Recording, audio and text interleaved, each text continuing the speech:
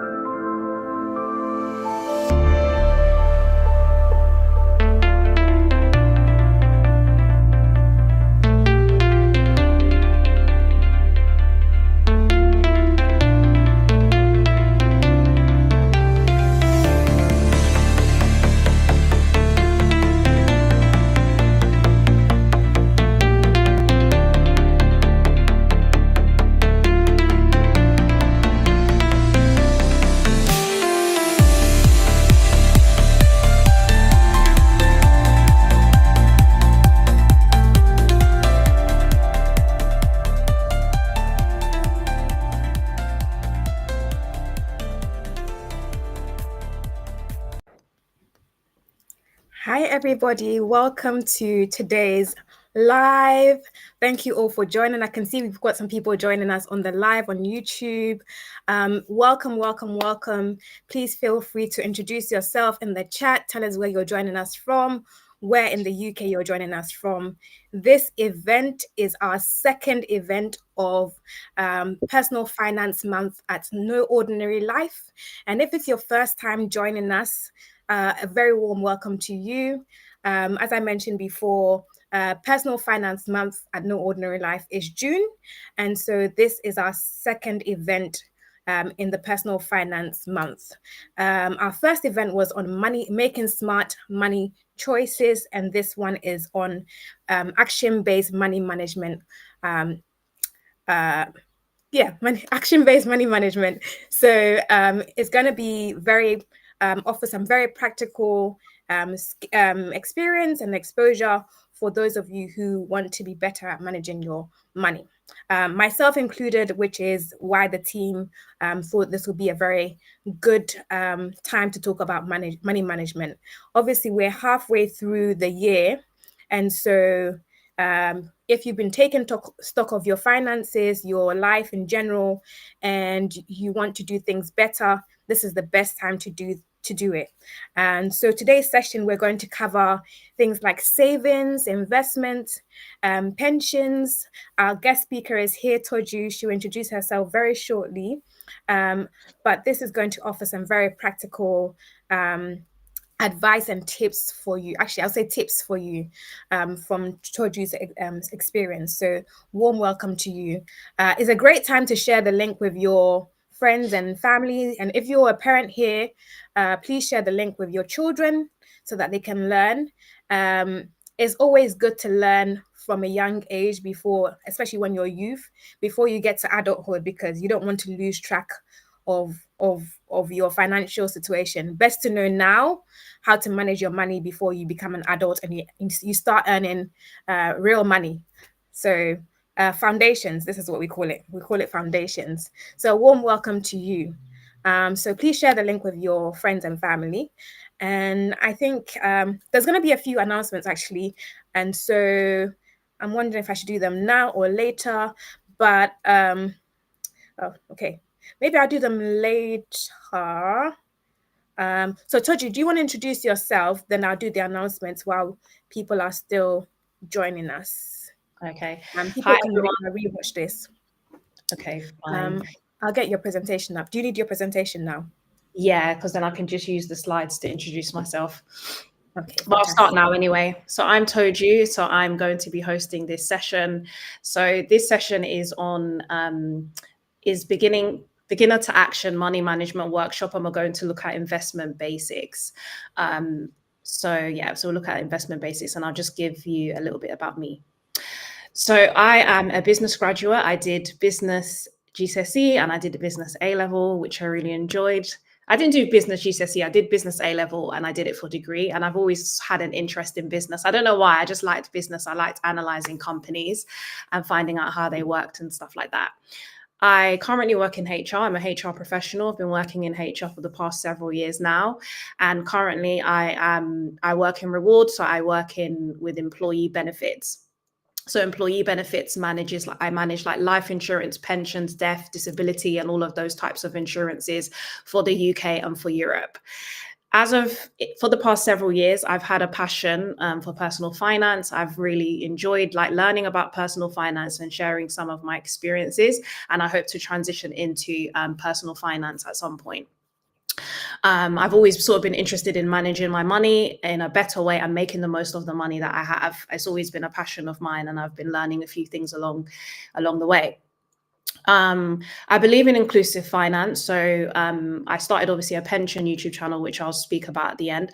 I believe that finance needs to be a bit more inclusive. It needs to be more down to earth. It needs to be simple to understand, because everybody spends money. It's not just people in suits in Canary Wharf. I want to make finance more relatable and a bit more casual, if that makes sense, because it excludes a lot of people.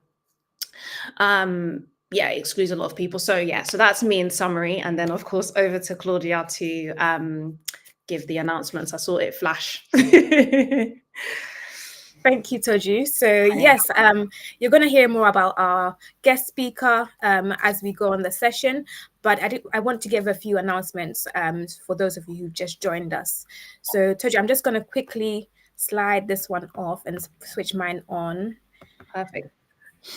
It's going to be a video.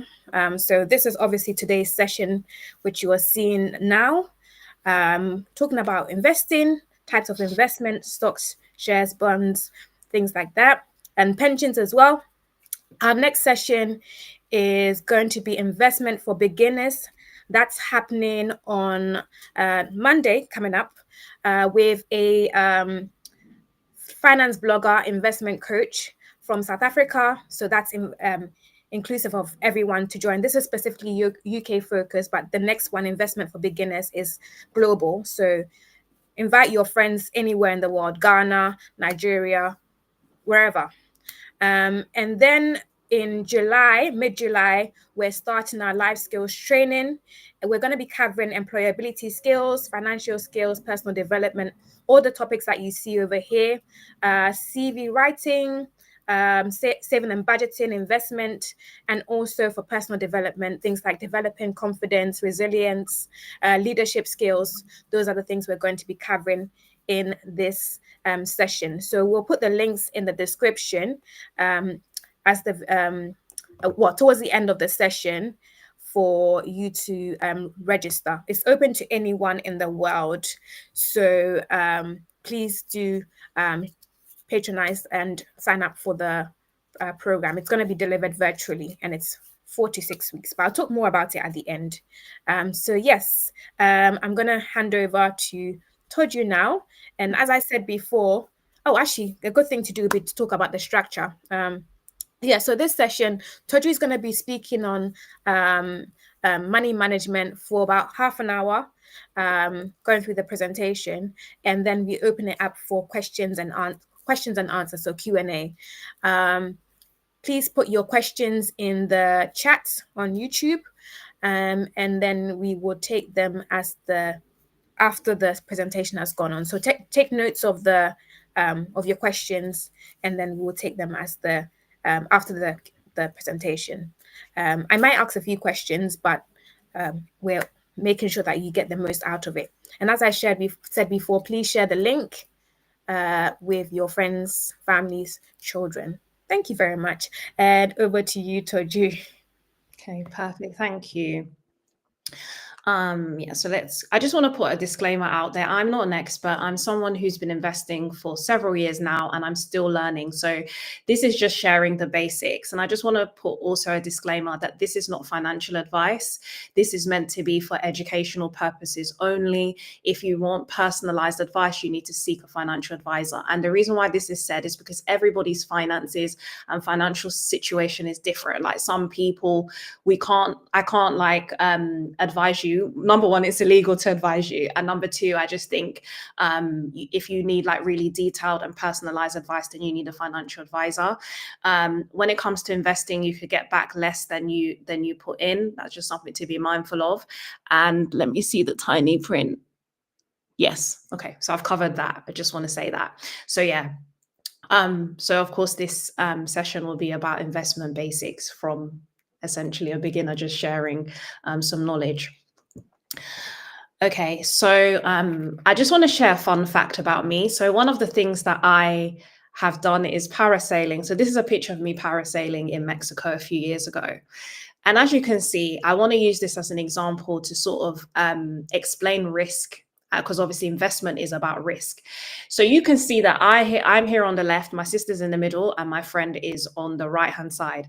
And as you can see, the two of them are very comfortable with the risk that they have taken to suspend themselves from a rope from a boat, basically. So they're quite happy with the risk that they've taken. Me, on the other hand, I'm not enjoying the process. So I'm literally here clutching the straps for dear life, and you can see the smiles on two of their faces. And I want to just rein this example in just to say that when it comes to investments, it's not for everybody. Some people are not comfortable with losing money, and some people are more comfortable with losing money. The same way they're more comfortable with taking the risk of this activity, I wasn't comfortable, and it's actually okay. Investing is not for everybody, and that's fine, because at the end of the day, if it's not something that you're comfortable with, don't go into it, essentially. And of course, the risk you take as well has to also be calculated. So yeah, just thought I'd share that with you. So let me look at my notes. Okay. All right. So there's literally many types of investments. And obviously, because I'm not an expert in all types of investments, I'm going to focus on the investments that I have a little bit more knowledge on in comparison to some of the other investments. So there's many types of investments. There's stocks and shares. Stocks and shares they tend to use the word interchangeably, but it means the same thing. You might buy one share and you might have shares in different companies, and you can call that stocks or you can call that shares. So it's used interchangeably. Then you have commodities like oil, gold. These tend to be, I guess, tangible items that you can hold. And then there's bonds, for example, which is a type of financial product where you're loaning money to a company or the government in exchange for a period of time, and then you basically get back your money, which is the principal, and you get back interest. So there's bonds. Then you have property, of course, like buying and selling like property. That's a type of investment. Then you have cryptocurrency, which is a very interesting type of investment. I'm not an expert in crypto. And then you have funds, which is basically a makeup of, it's a pick and mix of different financial products in one thing, which is a fund.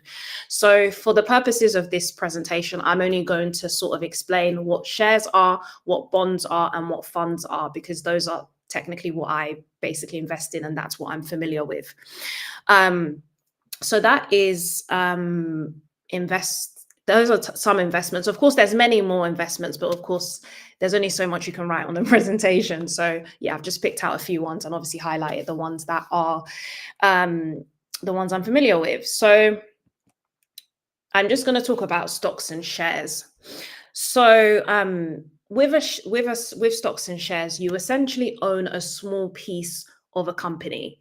So if anything, so for example, if that company performs well, then you make a little bit of profit. If that company performs badly, then you lose a little bit of money, or a lot of money, depending on how badly it performs. So when it comes to shares, for example, I'm just going to give it, I always use Tesco. I don't know why I always use Tesco as an example. It's simple to understand. So Tesco's share price, I think a few days ago was 39p. And so Tesco share price was 39p. So if you buy 10 shares from Tesco's, it will cost you £3.96. Tomorrow, those shares could be worth £5.37, which is very, very good. So, there's like a bit of a profit, if that makes sense. Then the next week, Tesco, maybe they had some bad publicity. Maybe maybe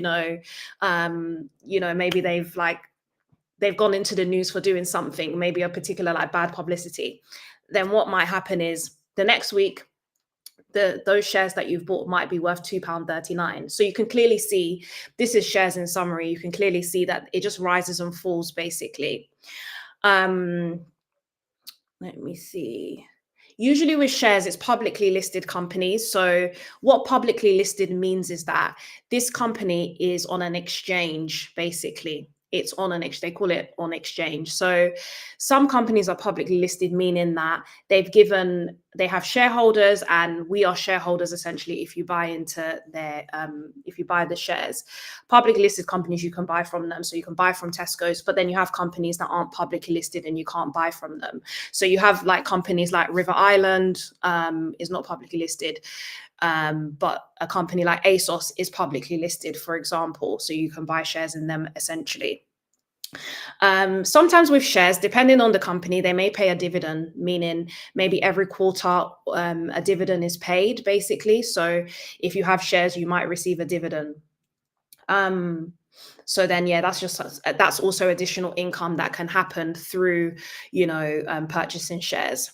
Shares are very risky investments because, of course, it's, let me see what my second slide is. Yeah. Shares are very risky investments because essentially it's one egg or eggs in one basket, meaning that the risk is not necessarily spread. So because obviously if Tesco is performing badly, it's very obvious. You will see that share price drop. But of course, it also can be quite profitable to invest in shares, of course, because it's, depending on how that company is performing and what have you. Depending on how the companies are performing. Then we have, with shares as well, it's good to sort of have shares on a long-term basis, typically, because of course you want to see how the company is performing over time. It's not with shares, it's not a get rich quick sort of scheme, because of course, like, companies are like, different things are happening on a day-to-day basis. So it's good to sort of think ahead. Like if you were considering buying a share in a particular company, is thinking about what is that company going to look like in 10 years time, 5 years time, and seeing how that can be.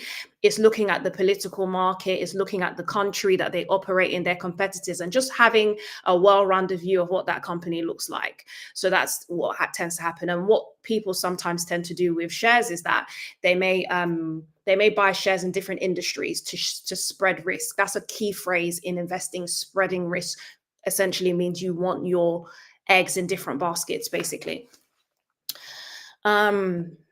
And then we have funds. So funds essentially is a mix of different types of investments. So it's like a basket. So it has different investments. It might have bonds, it might have shares, it might have other types of financial investments in a fund, basically. The risk is spread, of course, because your eggs are in multiple baskets. It's always important to sort of, one key thing to note with funds is that they tend to have fees. So it's good to be mindful that when you're thinking of buying a fund, you're reviewing the platform that hosts that fund, and you're reviewing like the fund, like the fees. So fees are a key thing because, of course, like, you don't want the fees to be too high, because of course, if the fees are too high, it eats into your profit. I call it profit because not always profit, it's just performance, but it's easier to say profit. So you always want to be mindful of fees. People are always sometimes going online and being like, the fees for this fund has increased and all of this sort of stuff. But of course, depending on the platform, there's always things to consider. Like some platforms may be good for, they may offer really good customer service. So you get what you're paying for, essentially, if you're paying a higher fee. So yeah, I'm just going to tell you how funds are. So, because I gave the Tesco example of like 39p per share, I'll give you an example of how the funds are. So funds are purchased in units. So you could buy 1K worth of equity fund 2. I've just made up a name of a fund. Please don't just go and search, because there'll be all types of funds that might have a similar name. So just as a disclaimer, this is not a real fund. So yeah, equity fund 2. If you buy equity fund 2 and the unit price is £1, then you have 1,000 units. So that's it in the most simplest of ways, simplest of terms. So you have 1,000 units of that fund, basically. So obviously you can purchase it as you sort of go along. So that's how funds are like purchased. They have a unit price with funds. And then, sorry, there's always that delay of flicking through notes. So then, Yeah, okay. And then I'm just going to explain what index funds are, because there's two types of funds in a basic sense, two types of funds. So we'll start with index fund. So index funds are a list of companies in a group. For example, FTSE 100. FTSE 100 is a list of 100 biggest companies in the UK that are publicly listed. And what an index fund will do is it will just buy all of those companies. Basically, it will just copy the index. It will copy it. So if you buy, let's say, equity fund one, it might be purchasing all of the companies, little pieces of it, in the index. Basically, it copies it. Basically, doesn't do anything apart from copy it.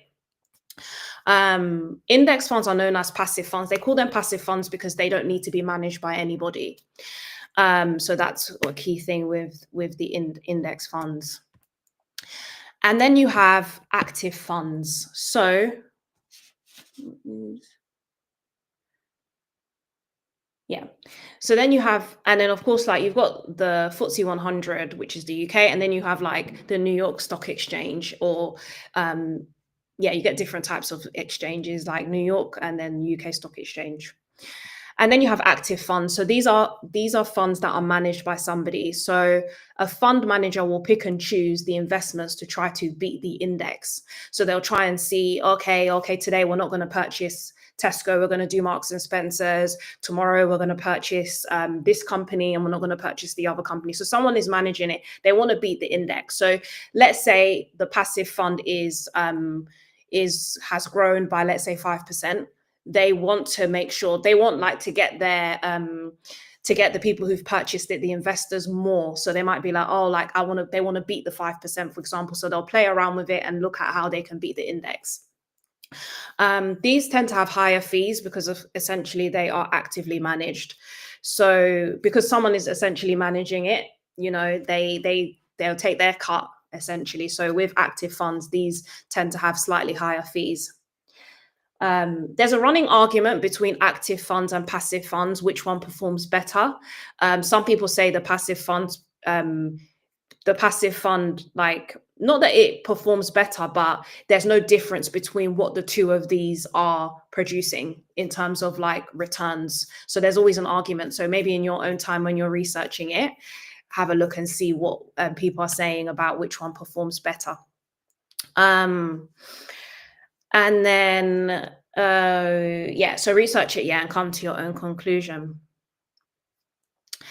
Just say with funds as well, there can be two types of funds. There can also be, so let's say like a passive fund and an active fund can both have income, and they can also have equity funds. So what tends to happen is, let me just make sure I've got that right. Yeah.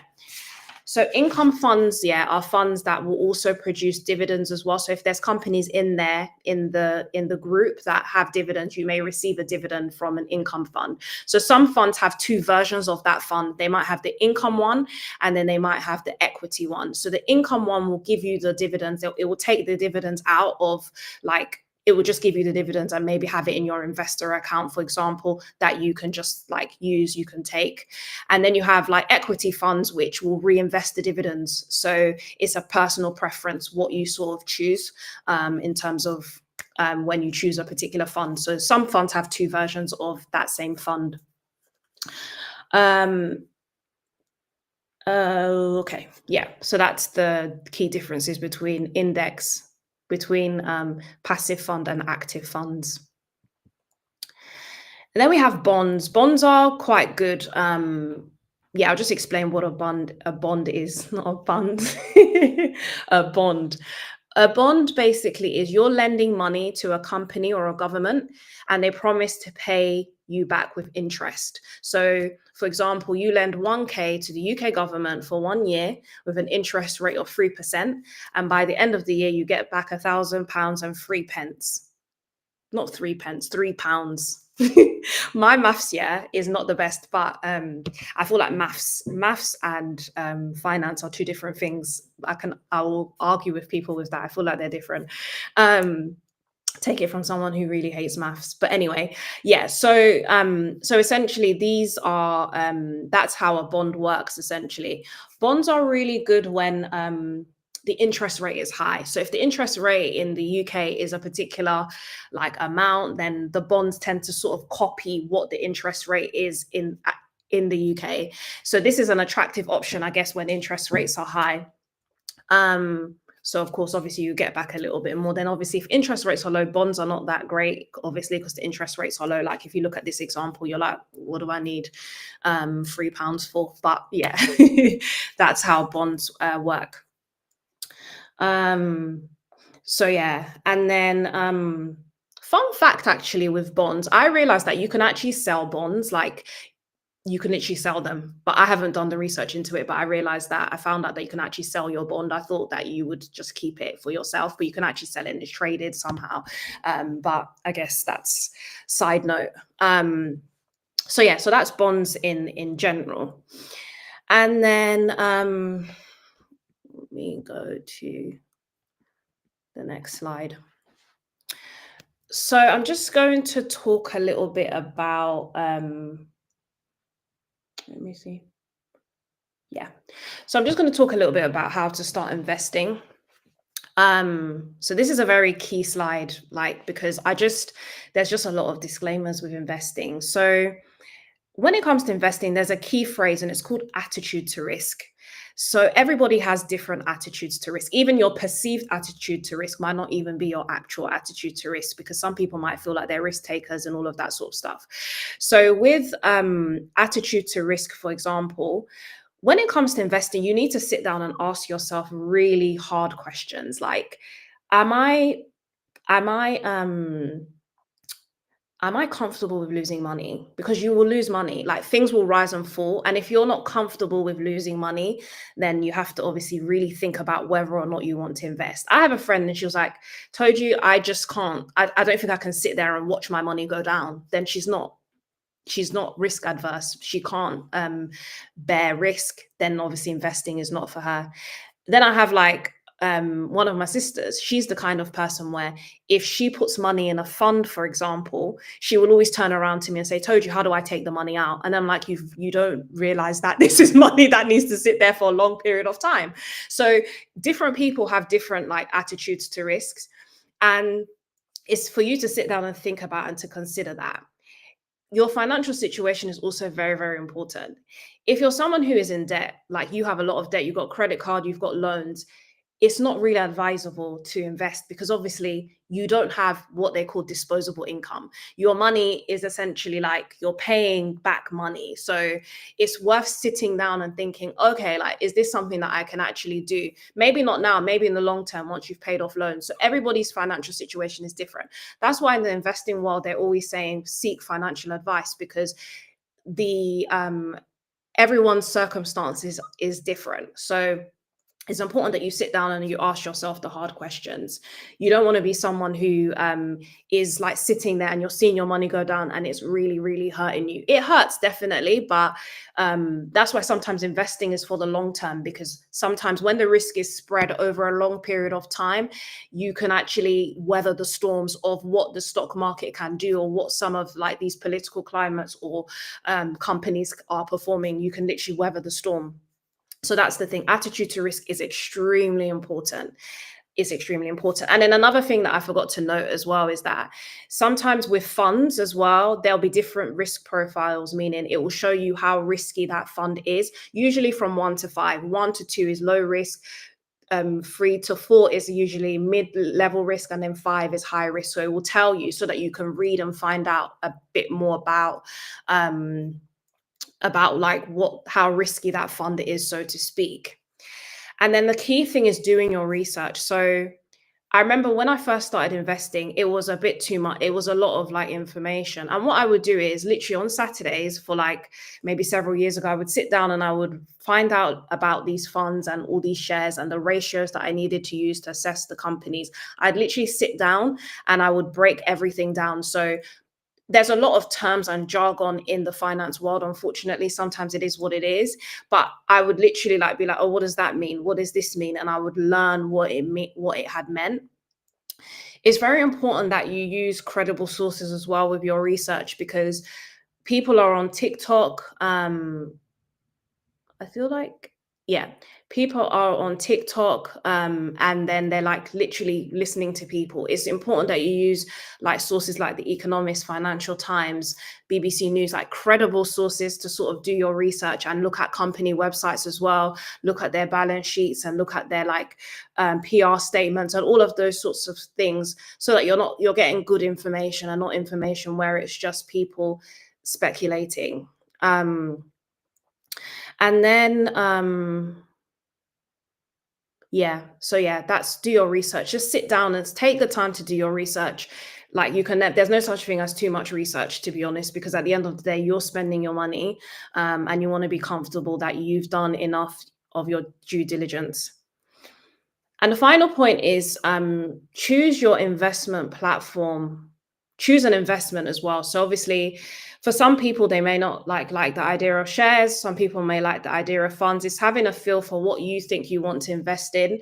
Of course, there's like safer options, like a bond, like with the UK government potentially. So that's quite a safe option because it's the UK government and all of that. When you start to think about the investments that you want, choose a platform. And because this is UK based, make sure that company is regulated by the Financial Conduct Authority. Because in terms of the Financial Conduct Authority, this is a governing body that will hold companies accountable. So if that company is not FCA regulated, I wouldn't really. This is UK companies, because obviously US companies are not FCA regulated. But make sure that you're looking at the company and making sure they're FCA regulated, so that, God forbid, if anything goes wrong, your money is covered, because they have like a financial compensation scheme. If the company goes insolvent, they also have an bonds. No, if the company is insolvent, sorry, then that means that you can there is a financial compensation scheme, and then of course, if the company like takes your money, you can complain as well. So those processes are in place, God forbid, if anything was to go wrong, because those companies are held to the standard of the Financial Conduct Authority. Use practice accounts as well. So I think Trading 212, for the people who want to buy like shares, for example, they have practice accounts, and this is why it's good for the company to be regulated, because the Financial Conduct Authority puts pressure on companies to make sure that people who are investing are knowledgeable about investing, and that they are making it, I guess, I don't know how to explain it. Making it, I wouldn't say easy, but making sure that people are understanding the risks involved. So the practice accounts can be very good. And some other, I don't know what other platforms, but I do know that Trading 212, for example, they offer like a test accounts where you can buy pretend shares and actually see how it's performing, which is really, really good before you go and dive in and invest your money. So yeah, so that's the key thing. And then I just put some popular platforms here. I just want to say that I'm not endorsing these platforms. Of course, still do your research with these platforms, but these are some key platforms in the UK that people use. You've got Hargreaves and Lansdowne, AJ Bell, Vanguard, Fidelity, NSI, NS&I. This is the UK for like bonds, for example. So if you want to purchase bonds, this is the UK, and then these are more investments, like shares and things like that. Of course, do your research and what have you, and look, obviously be mindful of fees and all of that sort of stuff. And of course, because these are platforms, like, you can obviously give them a call and have conversations with them should you like want some prior advice before you actually dive right in and get stuck in with investing. And then just to end, so I've started a pension YouTube channel. It's very new, so I'm just still finding my feet with making my videos and things like that. So this pension YouTube channel is for people who want to build wealth in retirement. It's for UK millennials who want to build wealth in retirement, and I cover like some basics of pensions. Pensions, of course, includes funds. So a lot of pension schemes, especially if it's defined contributions, include funds. So if you are passionate about, or you want to learn more about pensions, then this YouTube channel is here. Once again, my aim is to make it inclusive. So I've tried to make it quite casual. I don't want suits. I don't want formality. Everything is like, as you can see, my picture here is me in my puffer jacket. I'm trying to make finance inclusive. We are tired of the suits. We are tired of the so-called professionalism and all of that sort of stuff. We want it to be simple. We want it to be easy to understand. And that's my aim. I want it to be casual, and I want it to, that's what I want to do. So that is the end. I hope that I hope that you sort of could understand the basics of investing, and then yeah, if we have any questions.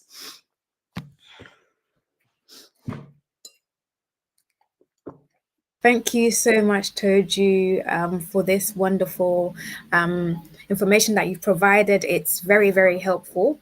I found lots of information that I didn't know about.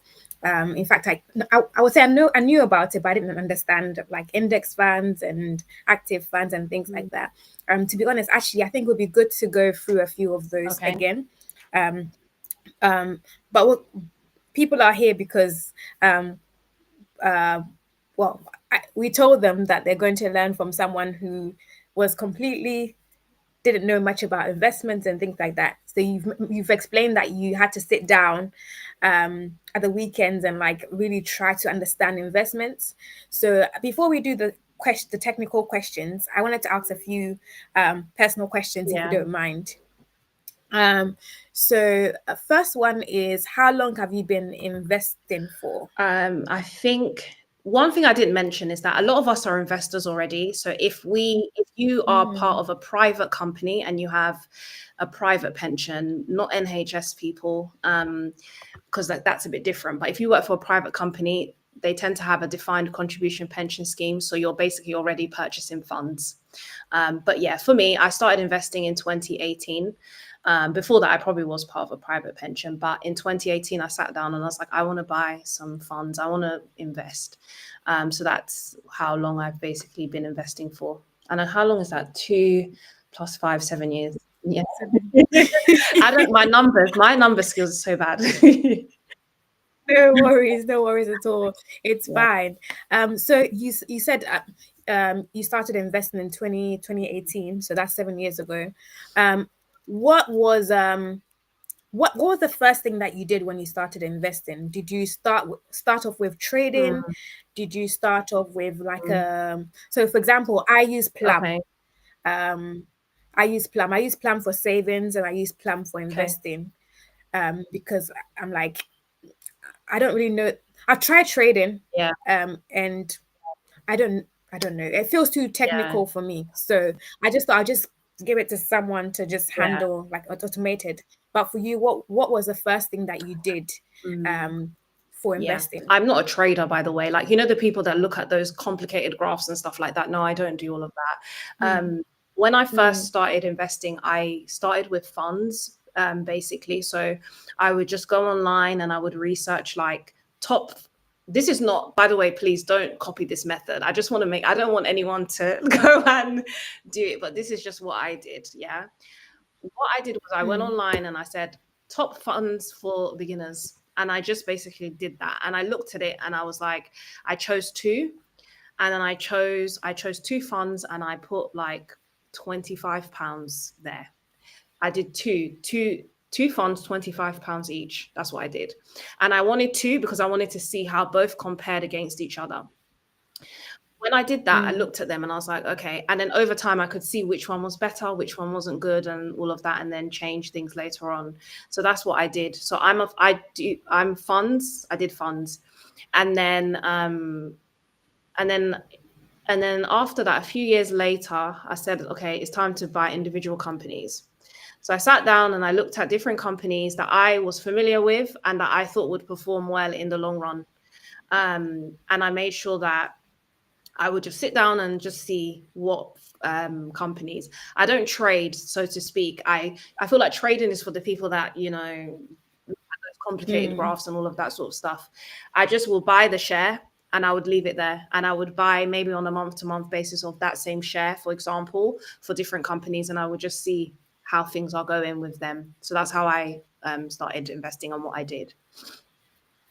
Okay, so you mentioned number one, you started off with buying funds. You put £25. and then number two, you bought Yeah. shares. And I'm asking a bit personal. How much did you put in there For as the well? shares. Yeah, With the yeah. shares, for example, I had the money I had accumulated all those years in the fund. It got to a point where I was feeling like, um, what happened was I had funds with the pension, for example, and I didn't just want to have funds only. I wanted to get to a point where I had a mix of investments. So I took all the money I had accumulated in the funds for like 4 or 5 years, let's say, yeah, Mm. £25, 4 or 5 years of that every month. I took all of that and I distributed them. I started buying individual shares from individual companies. That's what I did. Um, that's what I wanted to do, because I was like, do you know what? I just didn't want my portfolio to have funds only. Yeah. Mm.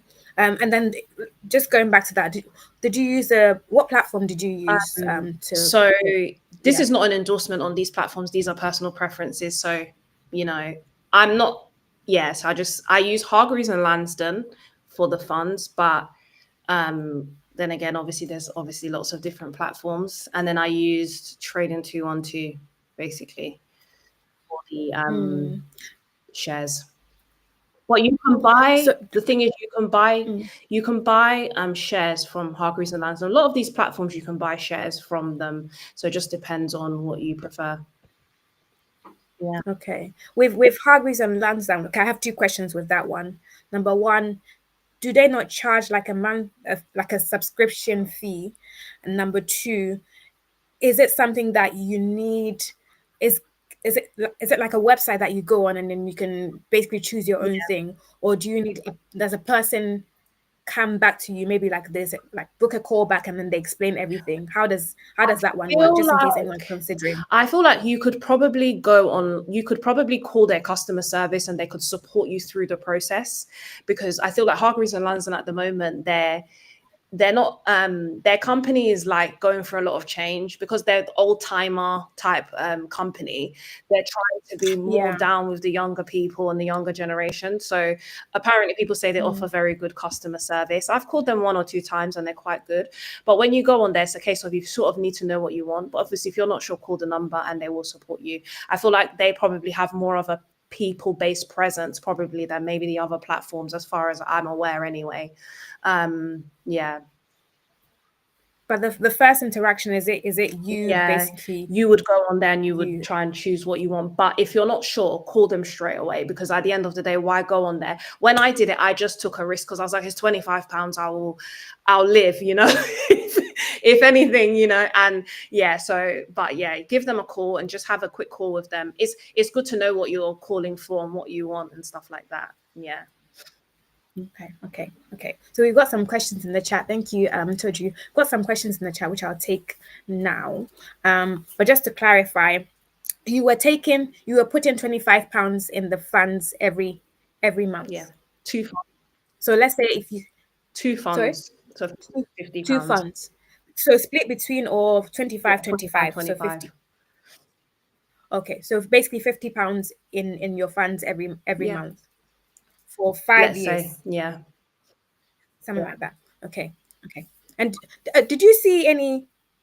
Was it worth it? Would I you would say it say? was worth it because you would see it grow. So with Hargreaves, they will have like the unit price of the fund and it will show you how much is performing, and then you would see the percentage with funds and shares. They will usually show you a percentage, so it'll be like, this is how much you paid for it, this is how much it's worth, this is the percentage change. So you would see it. They always have it Okay. in a way that's easy for you to sort of see the growth of things. And then obviously sometimes, like, the beautiful thing as well with shares, for example, or even the stock market generally, all these things is like, I think when Trump did his tariff thing, I'm not a political person in the slightest, but like they would email you and be like, don't be alarmed, your investments will drop, don't start panic selling and stuff. So it's like you literally go in, and I'm not big with numbers and graphs and stuff, you just see it drop like that, which is quite funny because you just see the direct impact, but of course like it picks up again. So Mm, yeah. okay. Thank you, Tojo. So I'm going to go to the questions in the chat. We'll start with Christine's question. I'll put that for everyone to see. She says, please, which platform is well known for purchasing company The thing with bonds? bonds is that this is what I've done, but obviously when you do this, try to check if the money is it's financial conduct regulated. Yeah. So I'm not too familiar with the particular companies that have bonds, but what you should sign up for is Money Saving Expert.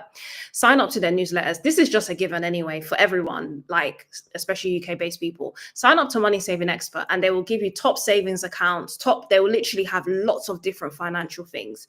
So this is something I did. So on Money Saving Expert, they sometimes will put bond companies and stuff, so you can literally pick one, do your research, check if they're financial conduct regulated, and the money is backed. Like the money I think up to like 80,000 pounds is covered. Like, so check those things as well. Do some research, check the company's legitimate, check the website's legitimate, and all of those things, and take it from there. Because I can't, from the top of my head, think of like a bond company that I have used, but one of the times when I've gone on there is from Money Saving Expert. I've not just gone on like I've not just I don't have like some common ones, but I'm not sure. You can check. I'm not sure, but check if the platforms I listed sell bonds. Basically, check. Yeah. Mm. Okay. Not Okay. We might have to put this because you don't sell a bond. You basically you loan your money to the company. You put your money in there. Yeah. Okay. So going back to what you said before, Hargreaves and Lansdowne, they do bonds, right? I'm not sure. There might be like, you could probably buy the bond itself, which is a bit different to actually loaning your money. So maybe that's different. So make sure you make that distinction, because I feel like people can trade bonds and stuff like that. I don't know about all of that. I do need to do some research into it. But let's say you want to loan your money to, just going to give an example. Let's say you want to loan your money to a company called Yellow, for example. You go onto Yellow and then you set up an account and all of that sort of stuff, read the documentation, check they're regulated and all of that sort of stuff, and then take it from there. But Money Saving Expert sometimes will have a list of like bond like companies and the rates that they charge. Yeah, not charge, but they'll give you back as interest. Okay, fantastic. Thank you, Toju. So just going back to what Toju said, Money Saving Expert is your friend. Offers lots of advice. It's online, so Google Money Saving Expert has the information there. Just to add to that as well, I know that banks provide a lot of information as well. So your bank that you're with, every bank has information on savings, investments, etc. They'll tell you the differences between the investment and the fund and all of that. Like you've probably seen it on TV, but Nationwide is a bank I'm with Nationwide. And they recently sent me a letter to say these are the different types of accounts they have. And they have an account called Members Bond, and it offers 5% return rate. So I've put some of my money in there, and Nationwide is known for giving like £100 at the end of every financial year. So I'm hoping that they perform well. But yeah, your bank should also be very helpful as well. See what your bank offers. Obviously, understand your risk and know what you're getting yourself into. So thank you very much. The next question is from Nakisha. She says, "What book would you recommend?" This is such a good question, but I don't even read finance books. I'm not going to lie to you. I feel like I read business news probably a little bit more because I like to find out what companies are up to. But one of the very common book is Rich Dad Poor Dad. A lot of people love that book, and it's good because it's got really good principles about finance. So that's like a staple in investments and things like that. It's very US centric. That's another thing I never liked about finance and doing research, is everything is US centric, and we need things that's more UK based so that we know tax and all of that sort of stuff. So Rich Dad Poor Dad, to just be mindful that this can be quite US centric, but whenever you come across a term or something you're not sure of, just Google it and say, what's the UK equivalent, to make it applicable to you. We've lost you, Claudia, with your sound. Yeah, Muted. In addition to that, there's a book that someone recommended to me, Girls That Invest. I'll put the link in the chat. It's specific. I know it's girls, but I think anyone can read it. Obviously, the person who wrote it is probably like a feminist or something, but it's called Girls That Invest. And there's another one, A Girl's Guide to Funds. I've actually bought it. I'm yet to start reading it, but it was recommended by my coach. So it's something I have to find the title right now. It's escaped me, but it's also a girls one, feminist something, but it's very, very good. I've read the summary of it and it's very good. So yes, Rich Dad Poor Dad is a classic one. That's the one that sets people off to think about generational wealth, not just even about investing and saving, generational wealth. So that's a very good one to classic. You can't go wrong with Rich Dad Poor Dad. Very personal, takes you back to when you're a child and what you feel like, okay, this is it kind of puts some fire in you to say, okay, our children need to learn these things. So thank you very much for sharing that, Toju. This is going to take me back to another personal question, and I think, what made you want to take your finances seriously? Maybe probably before 2018, but what kind of was like, okay, that trigger point for you to be like, okay, nah, I need to do something about this? I think I graduated, I believe, in 2014, and I never, like, my jobs were inconsistent, so it wasn't like I was receiving like regular income. Then by like 2018, that's when I think that's when I was like, I'm officially in the working world, so to speak. So I was like, do you know what? I'm gonna make my money stretch. I'm gonna make more money with the money I have, and I'm gonna do it in a way that is not, I want to say low risk, but I would say it's easy. And I use the word easy because obviously it's quite subjective, because I felt like, as someone who loves business, I was like, I'd like thought of different business ideas. They take a lot of time, they take a lot of effort, but for the investing, it's somewhat passive. I use the word passive loosely because it's not necessarily passive, because at the end of the day, you need to do research into the company. So it's like, it still involves a level of work. But for me, I was like, I'm not gonna hear all this like business stuff and all these things and then like miss out on making the most of my money, if that makes sense. So that's what made me invest. Okay, thank you very much for sharing. Now we're gonna go back a little bit. We've talked a lot. Should I start with this one first? In fact, we haven't talked about pensions. I want to ask about savings. I want to ask about pensions. But I also wanted to clarify again the difference between index fund, active fund, and passive fund. If you can explain it very briefly. So with the index fund, and a lot of people are probably thinking like, what does that mean? Index, the umbrella is index fund, right? So the umbrella is index fund, and then it's split into two. So an index is like a group of companies listed on like an exchange. So in the UK, we've got the FTSE 100. So lots of companies is included in that. There's like 100 companies. That's why it's called the FTSE 100, Financial Times Stock Exchange, something like that. And sorry, Toju, do you want to put your slide back on? Okay, yeah, let's put the slide. Yeah. Right. Is it back? Let me see. Yes, it is. All right. Yeah. So with index funds generally, so it's an index. So don't even get too caught up in what an index is, because even when I wrote this, I was like, okay, let me research what index is, because sometimes I do the research and I completely forget about what it means. So just say index is a group of companies. Just see it as a group of companies on a stock exchange. The UK stock exchange is FTSE 100. And what happens is that fund, let's just say let's say the fund is called Yellow Fund. Yellow passive fund. I'm just going to call it that, Yellow passive fund. What it will do is it will purchase a little bit of that. It will literally copy whatever that group is doing. So if that group has 100 companies, it will just buy, let's say we'll buy like tiny little pieces of 100 of those companies in that fund, for example, let's say. And then if collectively once you've averaged, this is just a general simple understanding to make it easy. I'm sure it's more technical than this.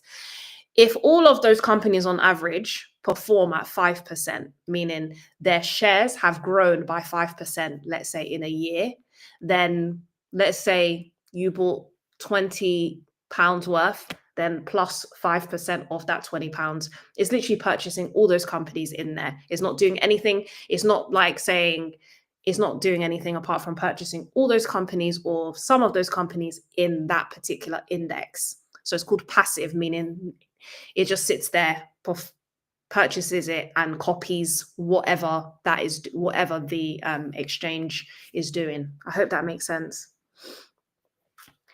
If it doesn't, don't worry, because every time this is said, I'm always like, every time I always have to research what an index is, because it just doesn't sit. Like, don't even worry. Don't worry if you don't get it. And then, because it takes a while to like get your head around it.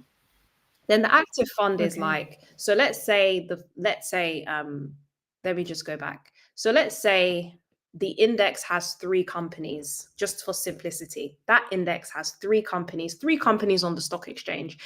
It might have ASOS, I'm just making up, ASOS, H&M, and New Look, all 3, right? If on average, those 3 companies are performing at 5% that year, their share price collectively on average is 5% in total.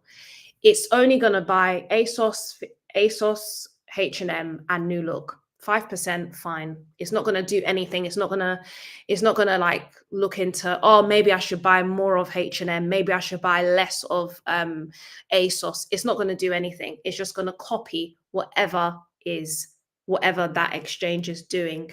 It's just going to copy it. I feel like computers probably do this. Yeah, it's just going to copy it. The active fund is different. So let's say what it will do is that it will say, okay, maybe this month I'm going to buy more of New Look than H&M, because obviously New Look, it might say, sorry, let me like go back. It might say, I'm going to buy more of H&M because H&M is cheap at the moment, right? So it might buy a little bit more of H&M. And then it might be like next month, no, I think it might be better to buy a little bit of ASOS because I feel like maybe ASOS might, they've got a new endorsement with a new celebrity and that share price might increase, for example. So it will play around, it will literally like see how it can beat the regular passive fund. It wants to beat it. So that's what it will do. So I hope that makes sense. If it doesn't, don't worry, because yeah, don't worry. Some of these things didn't make sense to me and still don't make sense to me. It's okay. We're learning. Thank you, Toju. I'm going to be honest, I'm still trying to wrap my head around the active funds, but the index funds, but the active funds, I get the active fund. Index one, I think I just need to read a bit more, let it soak in. Yeah. Someone is just managing it. Someone is basically looking at the spreadsheets, trying to predict what things will be and purchasing things based on that. You know, they're just literally looking at like the stock market. What can they purchase more of? What can they purchase less of? Should we do more of this company? Should we do less of that company? They're trying to basically say, oh, we're tired of the flat 5% that the passive fund performs at each year. We're tired of it. We want it to be, we want to give our investors more. How can we give our investors more? What can we do? What can we read up on? How can they use their expertise to actively manage it to beat the 5%, for example? Sometimes they don't beat it. It might just also both be 5%. But yeah, so because you've got someone working on it, that's what the difference is. Okay, thank you, Toju. And since you've got the presentation open, do you mind going back to the slide with the companies that you recommend? Recommended, the companies that we can look at for. Yes. Okay, so maybe actually this is on YouTube, so people can go back to it. Vanguard is very popular.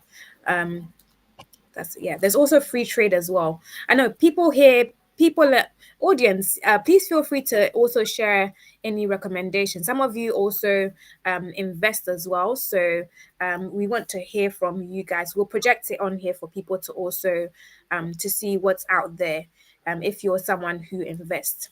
Okay, so we've talked about investment. I was gonna shift a little bit to savings.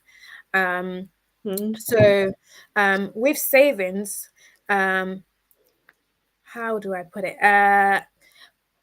Saving in a way that is good for your financial future. Mm. Could be like medium term, so let's say 3 to 5 years. What method of saving did you use to basically make sure that you were progressing with your financial status? What a lot of people recommend in the finance world is having an emergency fund.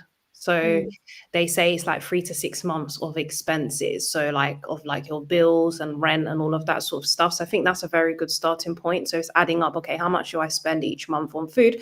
How much do I spend on rent and all of that sort of stuff? So making sure you're saving like you have savings for an for emergency fund. And then like I have friends who, well, and I've started to do this, is having different pots of savings, like maybe a traveling pot that you put money into so that when it's time to travel, you just use the money in there.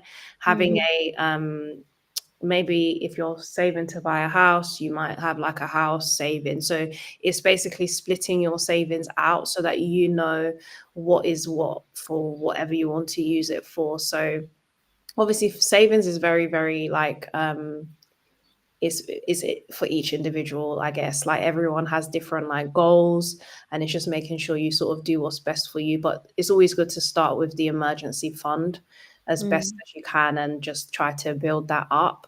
A lot of people, some people need to learn the practice of saving. So sometimes it's not even the amount. Some people need to learn the discipline of putting some money away each month mm, just to see it somewhere, if that makes sense. mm.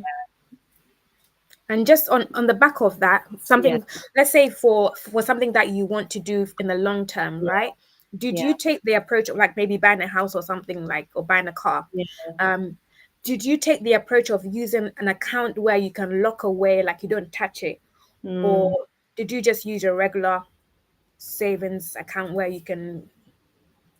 and um, you just had to exercise discipline? Like, what was the approach that you took yeah, to be more disciplined, basically? yeah. I feel like I'm the kind of person where I will put the money away and not touch it. But I think that everyone's different. So if you have a lot in your savings and then sometimes it's easy to not touch it because a lot is there and you manage your day-to-day like expenses very well, you won't need to. So I feel like with me, I'm not the kind of person that um I will dip into my, I'm not strict as well. If I want to dip into my savings, I will, but I'm not going to I don't know how to explain it. Like it won't be I won't put my finances in jeopardy, so to speak, but I have the control not to just spend my savings. But for some people they need it locked away, and the bond might be an option because of course it's locked away for a period of time, you know. So but obviously with the bond, like make sure the money that is there, it's always hard to decide on these things, making sure that the money that is there is not money that you're going to need. That's the thing. So think long and hard before you take money and you lock it away, because if you need it, you can't take it out. So yeah. You, Toju. Okay, so Yeah. we've touched a little bit on savings. Yeah. Now, one thing I wanted to add to the savings part of it is that these days there's a lot of different types of savings account. You've got your cash ISAs, your lifetime ISAs, and your whatnots, and you even have the regular savings account. But they have pretty good interest rates. Mm. Um, so for could you explain like the difference between like a cash ISA and a lifetime ISA, like the very very briefly, Yeah. and what you'd recommend for using the two for? Yeah. So it depends on what your goals are. The cash ISA is good if you just like you have a lot of money you want to lock away and you don't want to, it's called a tax wrapper. You have money that you want to like you want to put away and you don't want to pay the tax on it. So the cash ISA has a limit per tax year of £20,000. And that doesn't mean £20, 20,000 in one ISA. It can be multiple ISAs. That 20K is split amongst it. So essentially that money in there is not subject to taxation. The lifetime ISA is a is basically for people who want to buy a house or they want to invest, they want the money in there for retirement. So I think so basically the if you want to take, if you want flexibility, the lifetime ISA may not be for you, because if you take that money out, there's a penalty, I think, of 25%, because that's the bonus that the government adds. And there's a limit that you can add into that per tax year. I think it's 4K per tax year. So if you want your money locked away and you don't want to take it out, you want to buy a house and you want that to be for retirement, those are the two biggest stipulations with the lifetime ISA. The cash ISA obviously offers more flexibility. But of course, the cash ISA, there's no bonus, but the lifetime ISA, a bonus is paid of 25%, maximum 1K. That's the maximum bonus in there. So that's maximum 1K. Is that for a year or for the entire period of your for the tax year? So if you put a maximum of £4,000, the maximum bonus is £1,000. So it's always 25% of whatever is in that account. So if you put £100, the bonus is it £25? I think the bonus is 25. So whatever you put, but you have a limit. You can't put more than £4,000 in that account every year, every tax year. Tax year. Okay. And Yeah. you said it's the same for, I'm just want to make sure I understand. It's the same for the lifetime ISA and cash ISA? No. So the lifetime ISA is like a UK government type of ISA. The cash ISA, you can put in as much as you want, but the limit tax-free is £20,000. So there's a £20,000 limit that you can put in there. But the lifetime ISA, the limit is £4,000. Yeah, because the government doesn't want you to get they don't want you to have they just limit it because obviously the bonus is paid. I think they have to pay the bonus. Hmm? It's because they have to pay the bonus. So they're not going to want to, pay. Yeah. I understand. Okay. Yeah. And just for people who are new to this, lifetime ISA is specifically for buying a house or for retirement. Yeah. Okay, those are the two conditions. It's just those two, isn't it? Yeah. Yeah. Yes. You can take the money out, but you will lose the bonus. I think it's 25. The penalty fee is 25%, honestly. So it's obviously the bonus you lose. Yeah. So they take back the money that they put in because you've used it for a different reason. You don't need it. Yeah, for that. Okay. And then the cash ISA is for anything else, but it's kind of, the purpose is locking it away. Yeah. Okay. Thank you very much. So now, since we've talked about the saving side of things, we can go into pensions. Pensions is something that a lot of people don't think about. So I will leave, to be honest, I think I'll leave the floor open for you to give us your top tips on pensions. So go ahead. Yeah, I think the UK government are saying that we are living longer and we don't have enough in our pensions, essentially. So they are just looking at ways to sort of make sure that people are saving more into their pension. But one of the things they don't realize is that some people have other investments that might be their pension later on, so they may not physically have what they need in their pension, but they might have other investments, and that's fine, because what hopefully people have a retirement plan of what they want, how their money is going to be. I think a lot of people don't understand pensions. They're not aware, they don't really understand, they don't even care, to be honest with you. But I think it's good.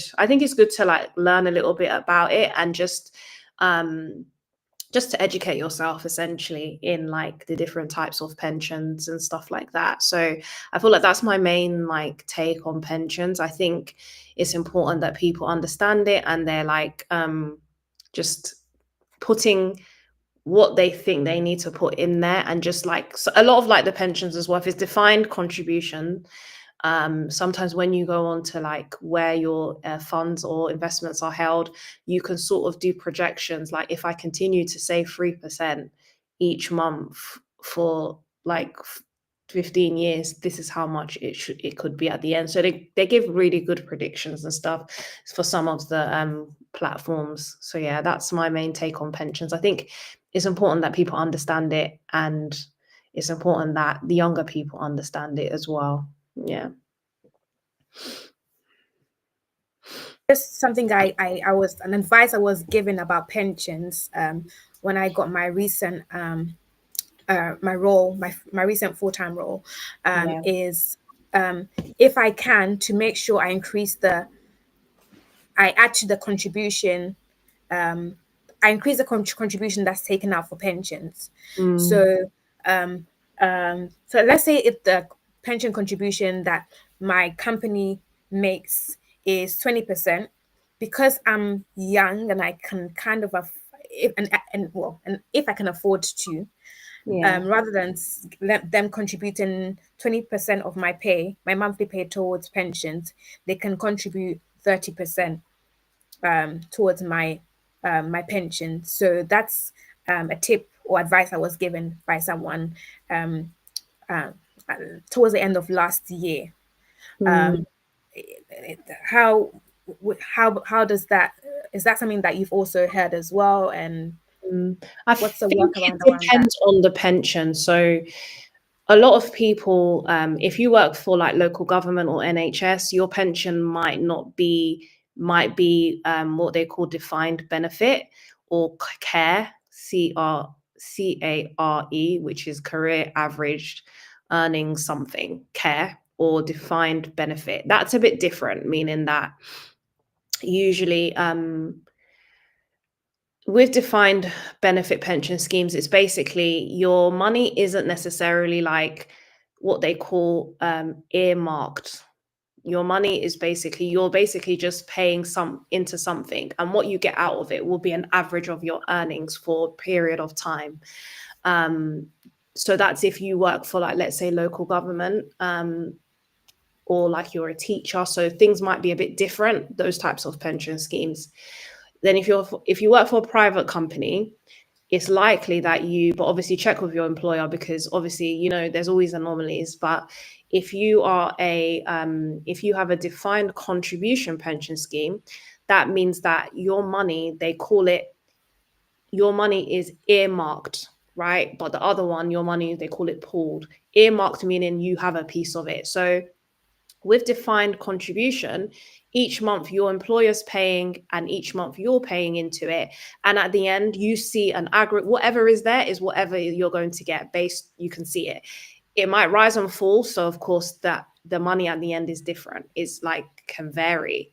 So with Mm. that, they usually encourage people to like pay more into their pension because they say we don't have enough money for retirement. But obviously, everybody can assess their financial situation and decide on what they can contribute.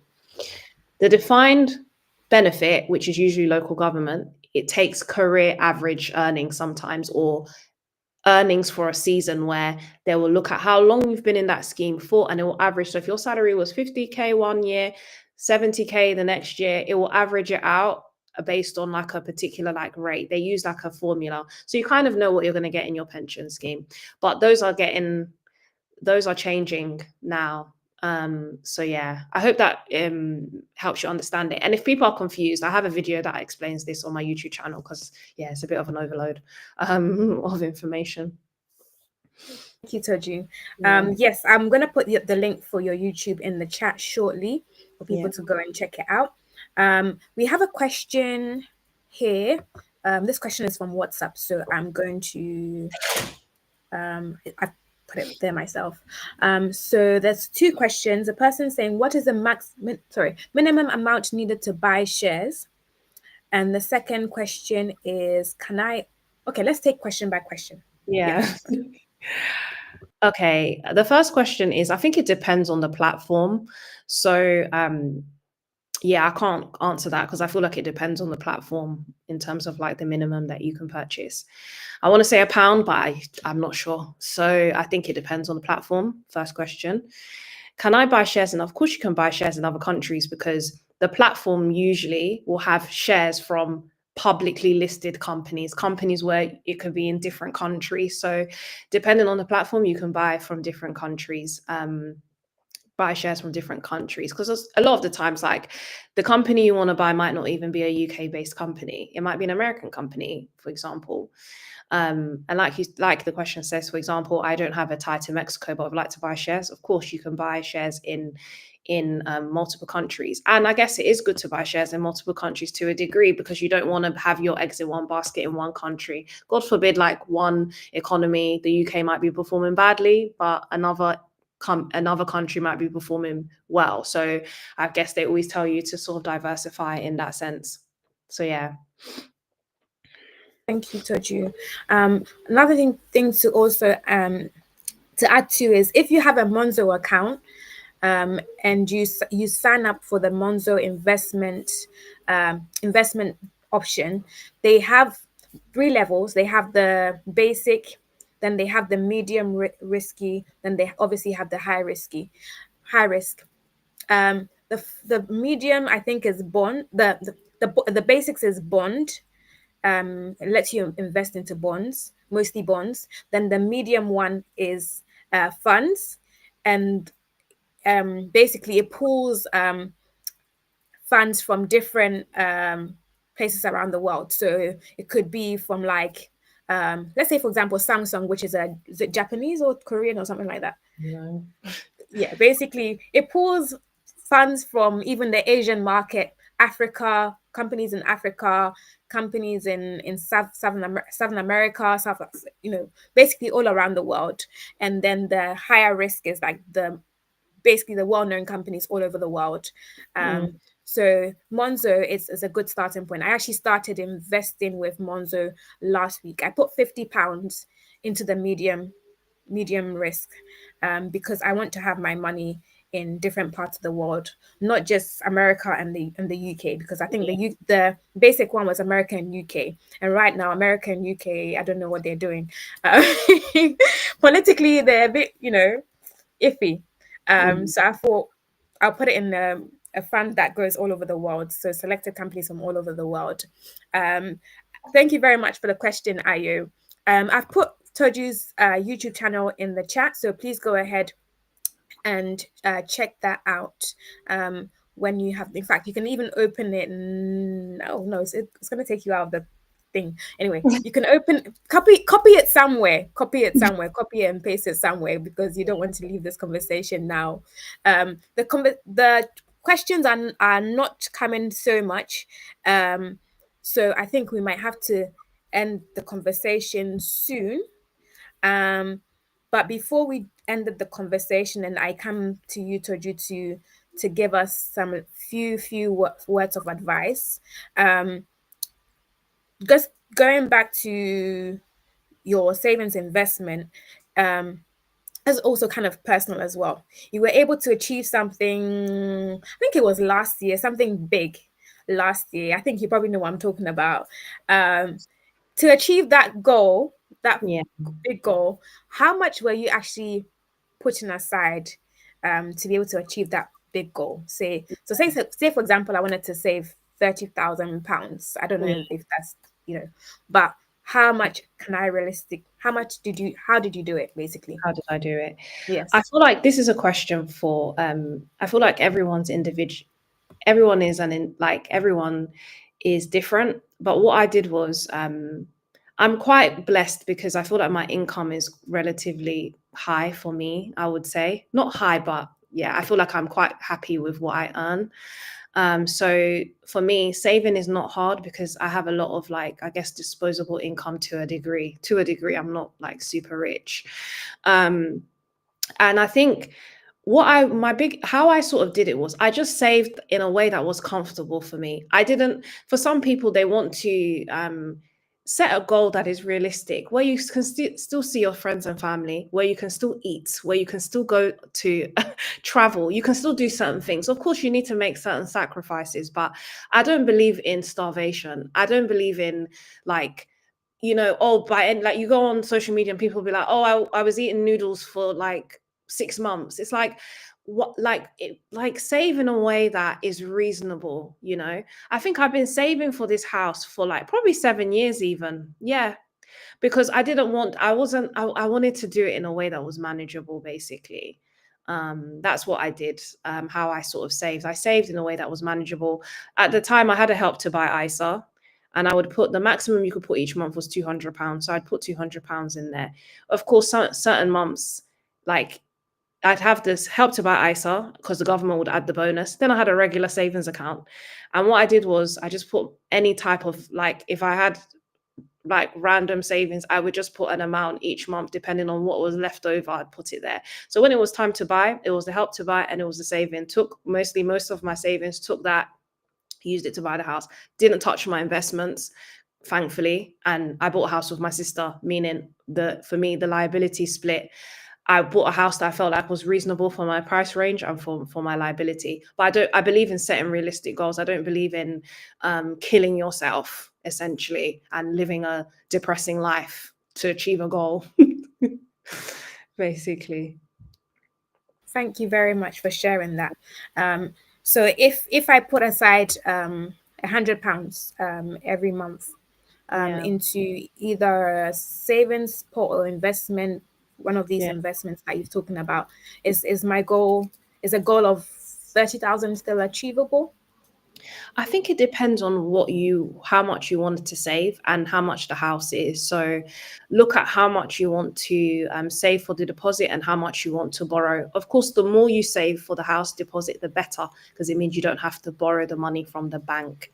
If your house, I think the minimum is about 10%, isn't it? Or sometimes the government have incentivized 5% mortgages. So it depends on the house you want to buy. I would say it depends on the house that you want to buy.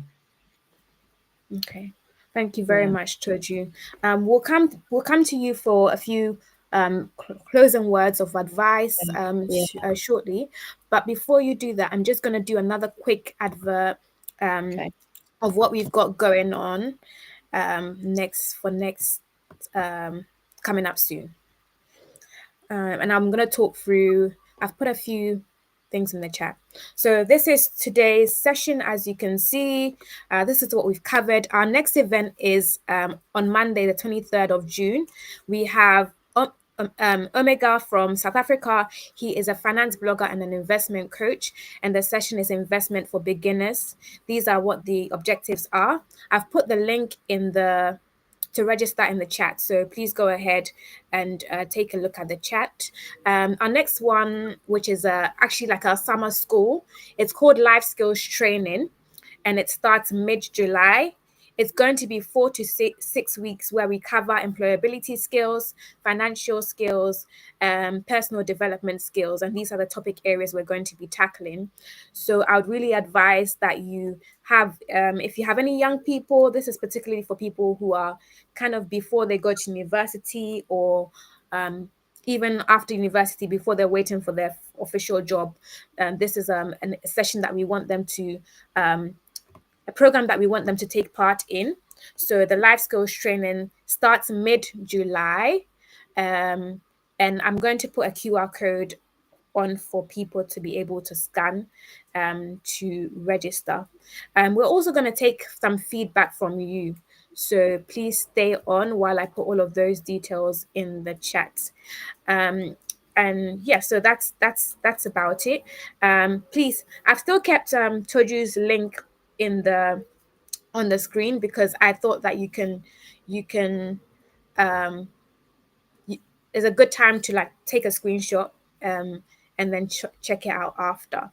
But as I mentioned, Toji is going to give us some final words, and then I'll put everything else I need to put somewhere on the screen while she's also sharing.